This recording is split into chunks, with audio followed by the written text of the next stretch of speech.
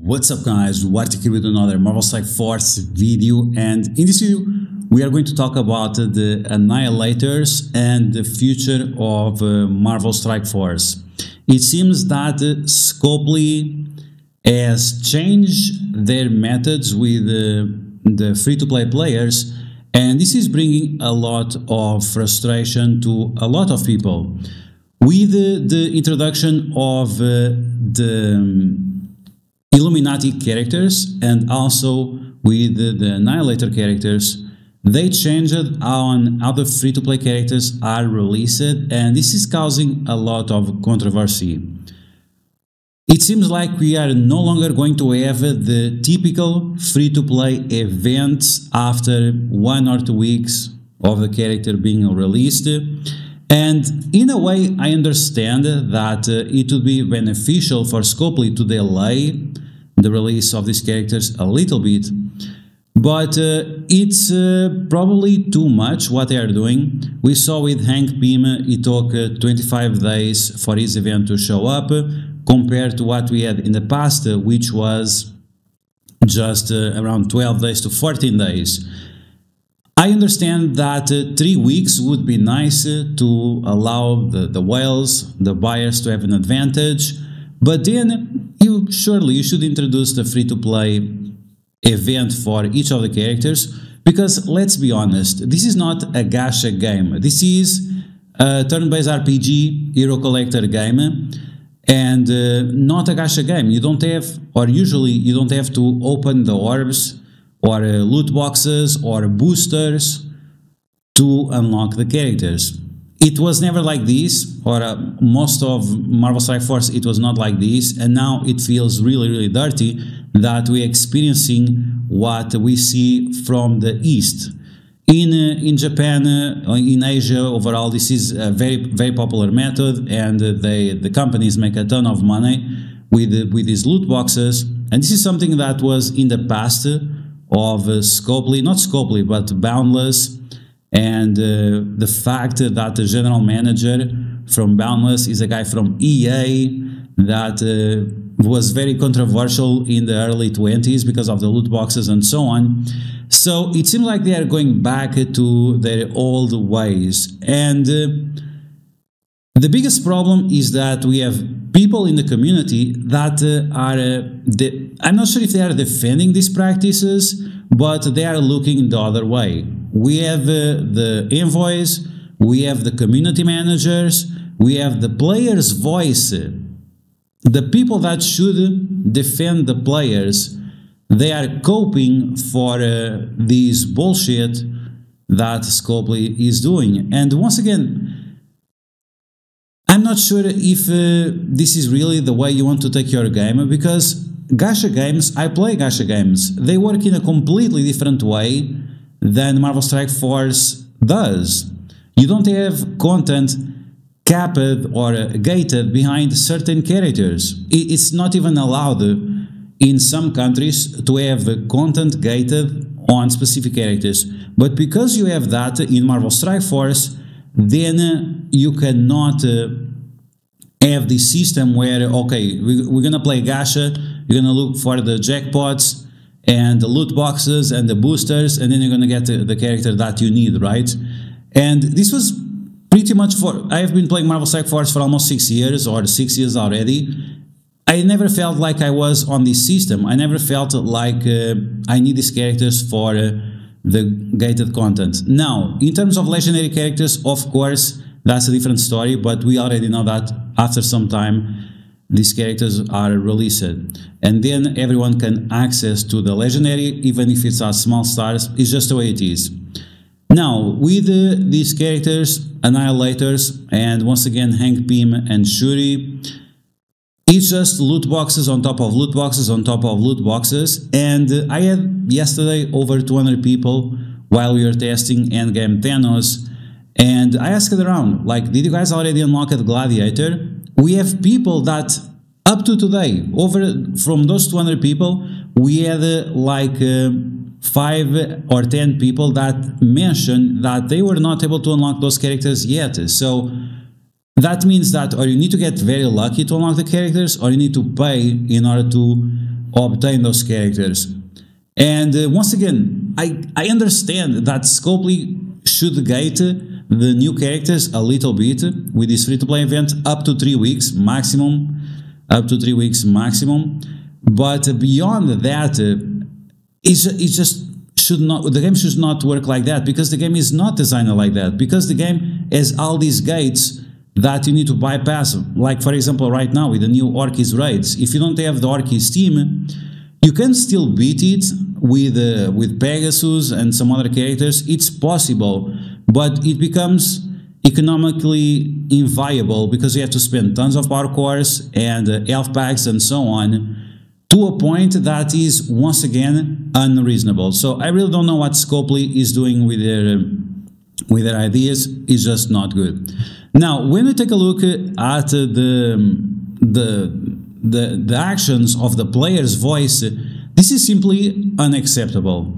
And we have to clarify something here that they say it's wrong. So, Player Council shared the negativity player sentiment around the in-game messages about bumps impacting the farmability. Now, this is actually pretty ridiculous. And this is something that other content creators mentioned, that it was the end of free-to-play. Bumps was never good for free-to-play. Actually, it's the opposite. Bumps was always terrible for free-to-play, because if you try to get the characters that you want, you had a pool of 250 characters, and then they introduced one character extra there. So the drop rates you had was always very, very low. It was like 0.4% for the latest characters. So bumps was never good, and they changing from one method to another and ending the bumps, it was actually much better. Contrary to what Boylan said, contrary to what other people said, they are just absolutely wrong, because once again, adding the characters to a premium orb or a mega orb where you have a bunch of other characters as well is just inconvenient. It's just loot boxes, once again, is just not reliable enough. And instead, they started giving you the shards in other events, which is fine. It will give you a steady progress towards that mark of the 4 months, and then the characters become farmable. That was all fine. Then they say that we asked about the week-long free-to-play characters acquisitions. Scopely has noted that they are working on new and different methods of character releases, like Ares via Battle Pass. This is 100% bullshit. This is 100% bullshit. Why are they releasing Ares just on the Battle Pass? So they can sell you the Strike Pass with the latest characters. If people were not paying attention, we had multiple times where we had the Battle Passes and Strike Passes for like Iron Patriot, right? We had multiple Battle Passes and Strike Passes for Iron Patriot, not because the event was gated by any means, or because he was not on bumps or anything like that. It was just that they didn't have enough characters to put on the Battle Passes. They didn't have enough new characters, and that was hurting their sales. If people already got the Iron Patriot at 6 stars, buying the Battle Pass would not make any difference. And so, because they had to repeat the characters on the Battle Pass and Strike Pass, so they thought about this. Okay, so if we repeat, people will not buy it. So we'll just put one character, like Ares, on the Battle Pass, and then we'll put just the new characters on the Strike Pass. It's not to create new methods of releasing characters. This is absolute bullshit. And if you're not paying attention, of course, you fall for this lie, which is absolutely not true. Then they talk about this new way of arena orb release. While these team orbs leave players feel lacking, they are coming through events longer and paired with release events which reward characters from opening the team orbs. Now, this is only after some time. This is only after those 3 weeks that I mentioned. Is actually after 4 or 5 weeks. Yes, it's true that there will be some events that will give you a small amount of shards, but you were over 1 month without having access to the latest character, which, if you are a free-to-play player, this can be highly frustrating, especially if you are on an alliance that is doing endgame content and you don't have access to that character, as a alliance leader, I feel more likely to kick you out because you are not pulling your weight in the raids, or you are not pulling your weight in some other game mode that is necessary to complete. So this is just untrue, and once again, it forces alliance leaders like myself to consider kicking free-to-play players out of the alliance because they just cannot keep up. If they keep delaying these events over and over again, there is so much we can pull our weight with our spenders, but then it gets to a point that is just impossible because at the same time we are competing with our alliances as well. So this is, once again, it's not true, they lack of sight, they don't really understand the consequences of what they are doing, and it's a big problem. On top of that, putting these orbs in arena, where arena has a limit amount of orbs you can get based on your ranking, that means people that are not on the top 10 or top 25 or top 50 or whatever, they will always get less shards or less orbs. And if you're getting less orbs, you're going to get less shards or less opportunities to pull that big jackpot that their numbers supposedly say. And this is what I find absolutely offensive. The council was shown internal data reflecting this. This is just pure cope. This is just pure cope. This is just, I don't know, people with no mathematics skills or skills of analyzing data or anything like that. I can go to the toilet right now and push a bunch of data out and feed it to you, and the data might seem that, oh, this is amazing. But based on what? When you are analyzing data, when some people throw a bunch of data to you, you need to have the specific criteria and the specific field or category where that data will make sense. And the player's voice, once again, is just shilling or turning turning a blind eye to this topic, because I can show you whatever data you want that will fit the narrative that I want to push. And this is exactly what's going on. Scopely is throwing you some data, you don't know how to analyze the data or to argue in response to that, and you just take the L. You just take it like as a fact, which is not the case. And we don't even know which is the reference points from this data. Is this from the first month of the characters being released? Is it on the first 2 months of the character being released? Because there is a huge gap in between that. Or is it between the four months of the characters being released? Because sure, within that time frame of 4 months, it looks better for free-to-play because it is better for free-to-play. Yes, but once again, the player feelings towards that, the free-to-play customer feelings towards that will be bad, will be sour, because they will spend all that period of time where they were not able to have access to the character, and once again, they might have lost the spot on their alliance because they were just not keeping up, because it was or based on super RNG loot boxes, jackpots and whatever, or it was based on spending money, which some people cannot. Some people are not aware of this, but if you live on a second world country or third world country, you might not afford spending $20 or $50 in Marvel Strike Force every other week. So keep this in mind, because not everyone gets thousands of dollars per week or per month as a paycheck. So keep this in mind. And if you are in this situation, once again, the alliance leaders, oh, sorry, it's the best for the alliance to kick you out, so bye. So the resentment towards the alliance, the resentment towards the game, it's going to increase based on this experience, because it's just the case.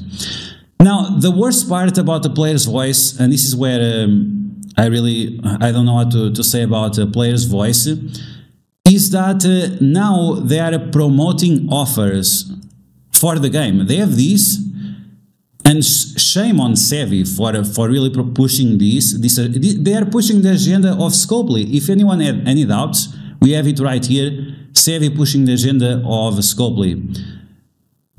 After you unlock the Thanos, or it is right here, then you can get 7 red stars and 1 diamond for Thanos. This is promoting their daisy chain offers.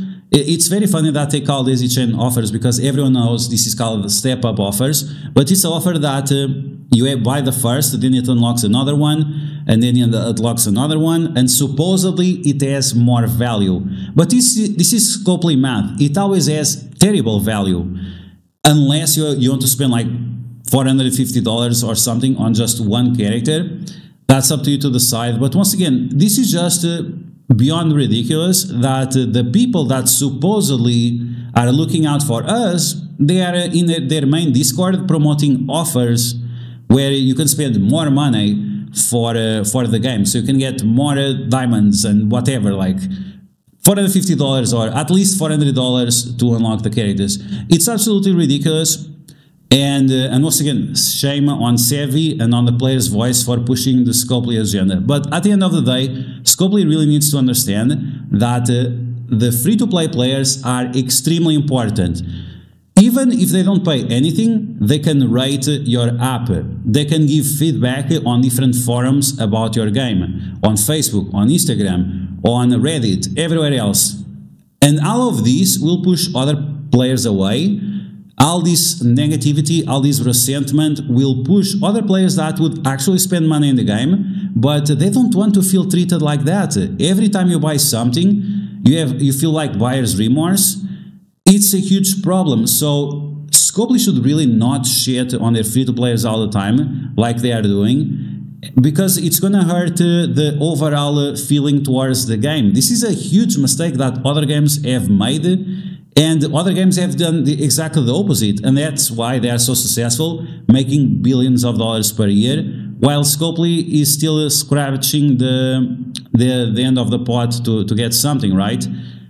At the end of the day, I really don't know what's going on with the player's voice or the envoys or Scopely as a whole, because it seems that they are clueless, that the company or the studio, Boundless, is just run by a bunch of psychopaths with no social skills, and they could not understand the feelings of the other people. I don't know, but that's it. So going back to the Annihilators, we'll be talking about this team. This team is honestly kind of garbage. Once again, going back to buyer's remorse, a lot of people are feeling buyer's remorse after unlocking Gore, Thanos Endgame. Only Gladiator is kind of holding up to what was promised. And with this, it makes you less likely to buy the next character, right? You never want to feel buyer's remorse in this type of situations. You always want to feel like we have an additional power increase. And yes, it's true that these characters now, they have the MSF stats 3.0 or whatever. But to be honest, I faced these characters in Alliance Wars with older teams like Gamma. And these characters had 6 stars, 7 stars, even with diamonds, and they were still garbage. And that's the thing. Just because you change the stats, you don't change the mechanics. And when you have extra card control or speed or whatever, you can still beat them without them even taking turns. So at the end of the day, this team has been a huge letdown. But in a future video, I'm going to tell you how you can use these characters individually or parts of the team in different ways in order for you to maximize the value of this overall miserable team. I said it in the other video and I'm gonna say it again. I think this team was made just for new players, and they are very strong against Secret Defenders, which was the meta from last year. But compared to current meta, they are just not good enough. But that's gonna be the video. Make sure you guys stay tuned to the channel, where we'll talk about these guys in particular and where to use them in different game modes.